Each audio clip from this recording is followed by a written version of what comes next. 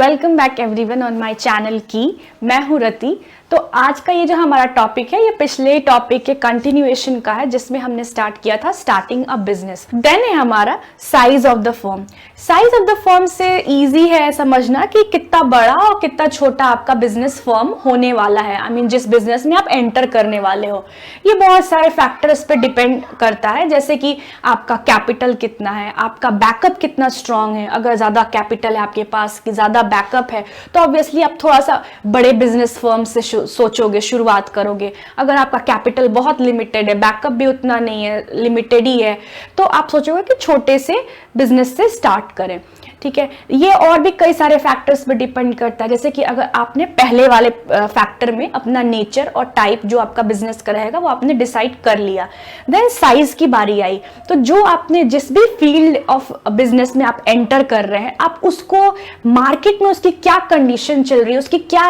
Exactly standing है अभी, उसको एनालाइज करेंगे, उसको देखेंगे जस्ट बिकॉज अपने बिजनेस का साइज डिसाइड करने के लिए। अगर मान लीजिए कि आपने कोई अगर बिजनेस में आप एंटर कर गए, ठीक है, आपने डिसाइड कर लिया उसका नेचर, आप उसमें एंटर कर गए और उसका मार्केट में अभी एट प्रेजेंट कुछ अनसर्टनिटीज चल रही हैं उसको लेके, या उस फील्ड में बहुत रिस्क्स हैं चल रहे हैं, अब जो कि मार्केट बहुत फ्लक्चुएट करता रहता है।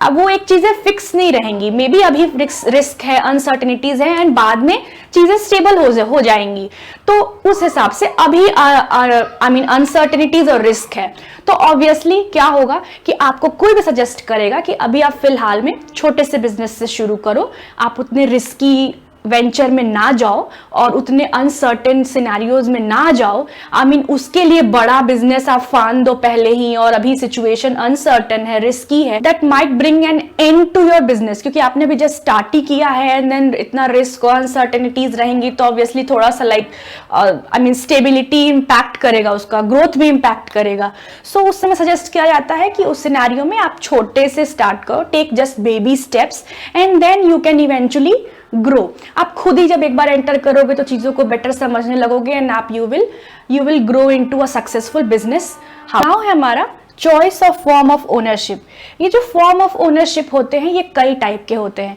जैसे कि आप पार्टनरशिप वेंचर में रहना, आप पार्टनरशिप में रहना चाहते हो किसी के साथ, या आप सोल प्रोप्राइटरशिप में हो, या आप जॉइंट स्टॉक कंपनीज में हो, या आप हिंदू अनडिवाइडेड फैमिली का एज ए पार्ट हो। तो ये जो फॉर्म ऑफ ओनरशिप होती हैं, इस जो मैंने अभी टाइप्स बताए, इन सब के आपको बेटर अंडरस्टैंडिंग आपको होनी चाहिए इन केस कि इनका जो मेरिट्स है वो आप समझो, इनके जो डीमेरिट्स है वो आप समझो, देन इनके जो लीगैलिटीज है इनको फॉर्म होने में वो आप समझो अच्छे से, तब जाके आपके बिजनेस का कौन सा फॉर्म ऑफ ओनरशिप होगा ये आप डिसाइड कर पाओगे। ये जो फॉर्म ऑफ ओनरशिप है ये हमारा नेक्स्ट चैप्टर ही है जिसमें डिटेल में ये sole proprietorship, partnership, joint stock companies और HUF को डिटेल में दिया गया है, वो हम डिस्कस करेंगे एंड देन उसकी अंडरस्टैंडिंग होने के बाद आप अपने एंड से कौन से फॉर्म ऑफ ओनरशिप के बिजनेस में रहना चाहते हैं you can very well decide. ठीक है, देन हमारा location of the business. This is very important. हमेशा सजेस्ट किया जाता है कि आपका बिजनेस एक प्राइम लोकेशन पे होना चाहिए। प्राइम लोकेशन क्यों प्राइम लोकेशन पे होना चाहिए? जस्ट बिकॉज कि आपको जो भी आपके बिजनेस में जो अवेलेबिलिटीज़ हैं, जस्ट इन रॉ मटेरियल आना है, लेबर चाहिए, पावर चाहिए, कम्युनिकेशन चैनल प्रॉपर रहे, वेयर हाउसिंग की प्रॉपर सुविधा रहे, ये सब कुछ वहाँ पॉसिबल हो, अवेलेबिलिटी ईजिली एक्सेसिबल होनी चाहिए। लाइक आप अगर इमेजिन करो कि आपने कोई बहुत ही रूरल एरिया में अपना बिजनेस स्टार्ट कर दिया, उसका लोकेशन वहाँ पे है, ओके फाइन, बट वहाँ पे मोबाइल सिग्नल नहीं आते हैं, देन ट्रांसपोर्ट की फैसिलिटी बहुत होती है but it take time. Usually जहाँ आप प्राइम लोकेशन पे रहते तो एक दिन के अंदर ही सब चीज़ें हो जाती, रॉ मटेरियल पहुँच जाता या आपने जो प्रोड्यूस किया वो कस्टमर्स तक पहुँच जाता, जो कि आपने अब रूरल एरिया में अपना लोकेशन रखा है उससे वो थोड़ा टाइम टेकिंग हो जा रहा है। तो ये सब चीज़ें बहुत मैटर करती हैं आपके बिजनेस फर्म के लिए। फॉर एग्जाम्पल मेरा एक छोटा सा गारमेंट का शॉप है, तो मैंने जस्ट छोटा सा एक गारमेंट का शॉप खोला और मैं जहाँ रहती हूँ रेसिडेंशियल एरिया में, वहीं मुझे नीचे स्पेस मिल गया, मैंने वहीं नीचे खोल दिया। ठीक है, सब चीजें सही हैं, उसमें क्या हो रहा है कि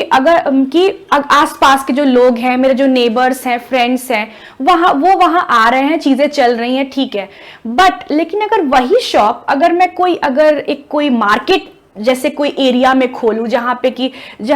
कई सारे गारमेंट्स की और शॉप हैं, जो एक हब होता है ना कि this is a particular market so called जिसे बोला जाता है, अगर मैं वहां पे अपना वो शॉप खोलूं, तो आपको नहीं लगता कि वो जो मैंने नीचे अपने घर के नीचे ही रेसिडेंशियल एरिया में जो शॉप खोला है उसके कंपैरिजन में जो मार्केट में खोला है वो ज्यादा चलेगा, वहां पे ज्यादा लोगों के नजर में आएगा, दे विल विजिट कि हाँ चलो ठीक है, देखते हैं नया शॉप है, क्या है, कैसा है, क्या मिलेगा, तो उस तरह से एक विजिबिलिटी ज्यादा बढ़ेगी मेरे उस शॉप की इन कंपैरिजन टू जो मैंने अपने घर के नीचे ही खोला हुआ है। तो वो लोकेशन इस हिसाब से बहुत मैटर करता है कि आपका किस टाइप का बिजनेस है। अब जैसे कि वेयर हाउसिंग का ही है, अगर किसी का वेयर हाउसिंग का कोई बिजनेस है जहां पे सामान बल्क में रहते हैं, तो अब अगर आप उसको कोई ऐसी एरिया में वेयर हाउस अपना बना दो जो कि एक पतली सी गली हो, वहां प्रॉपर ट्रांसपोर्टेशन ना हो पाए, अब आप सोचो वेयर हाउस है तो ऑब्वियसली बल्क में वहां कुछ चीजें होंगी, तो ट्रक पे लोड अप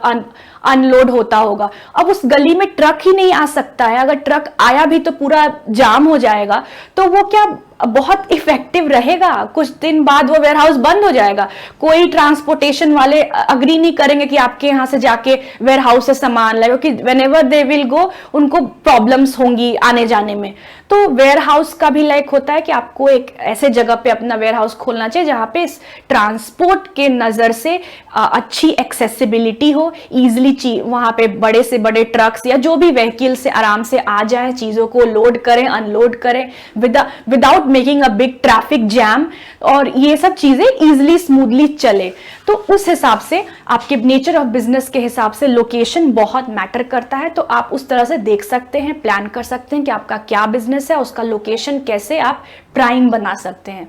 तो ये था हमारा लोकेशन। देन है फाइनेंसिंग।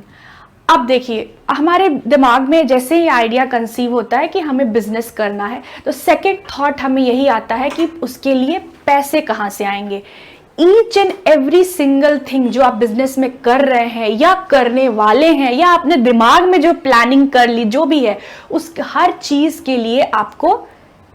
पैसे की जरूरत पड़ती है। तो इनका क्या, ये कहाँ से आएंगे? आपने जितना आपका बजट था, आपका कैपिटल था, आपने लगाया, उसके बाद से आपको कौन से बैंक्स उसके लिए फाइनेंस करेंगे आपके डे टू डे खर्चे के लिए, और वॉटेवर जो भी आपके बिजनेस में चीज़ें हैं, या कौन से फाइनेंशियल इंस्टीट्यूशंस देंगे, इन सब का एक प्रॉपर प्लान, उन बैंक्स या उन फाइनेंशियल इंस्टीट्यूशन के साथ आपका एक टाई अप कि आपको कितने लेवल तक की वो फैसिलिटीज प्रोवाइड करेंगे, ये सब एक प्रॉपर प्लान होना चाहिए। एंड देन आप अपना बिजनेस, अपना जो भी बिजनेस है उसको इजीली प्लान कर सकते हैं। पॉइंट्स है उनको हम अपने नेक्स्ट वीडियो में कवर करेंगे, तो प्लीज हमारे साथ बने रहिए and do like, share and subscribe my channel की। Thank you so much. Thanks for watching. Do like, subscribe and share my channel for more videos.